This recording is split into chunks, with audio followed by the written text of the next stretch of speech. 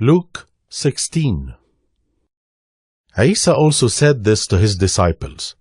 There was a rich man whose household manager was accused of squandering the estate. So the employer summoned him and said, "What's this I hear about you? Prepare an accounting of your activities, for you will no longer be manager." The manager said to himself, "What should I do? My boss is firing me.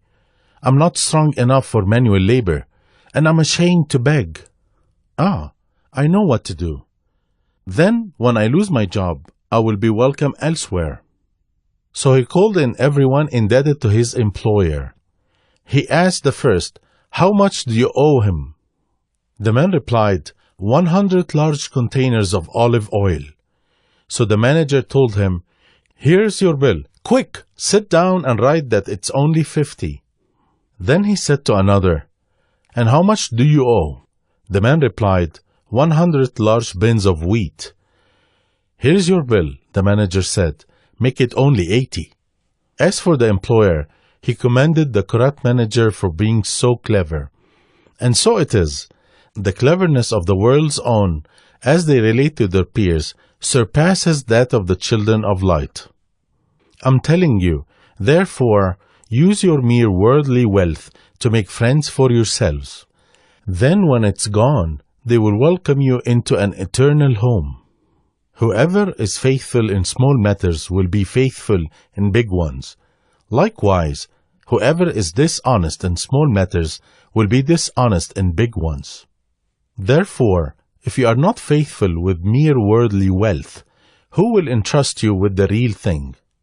And if you're not faithful with what belongs to another, who will give you something for yourself? No servant can attend to two masters. You will hate one and love the other. You will be devoted to one and despise the other. You cannot serve both Allah and money." Hearing all this, the Pharisees scoffed at him, for they loved money. But Isa said to them, "In front of people you parade around as righteous, but Allah knows your hearts. What's uploaded among people is repulsive to Allah." Until Yahya arrived, the law and the prophets stood alone. Since then, the good news about Allah's kingdom is announced, and people are eager to enter it. But heaven and earth are more likely to vanish than a tiny bit of the law to drop out. Any man who divorces his wife and marries another commits adultery, and a man who marries a woman divorced from her husband commits adultery. Isa said, "There was a rich man who dressed in fine clothes and lived in constant luxury. At his gate was laid a poor man named Lazarus, covered with sores. He longed for scraps from the rich man's table, and dogs would lick his sores.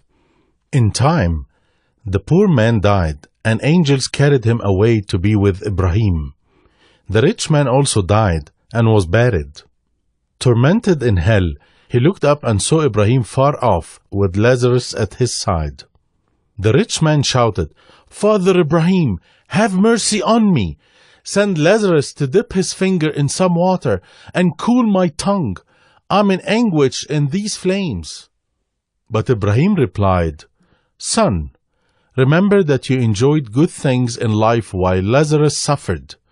Now he's here being comforted, but you are in anguish. Furthermore, a great chasm lies fixed between us.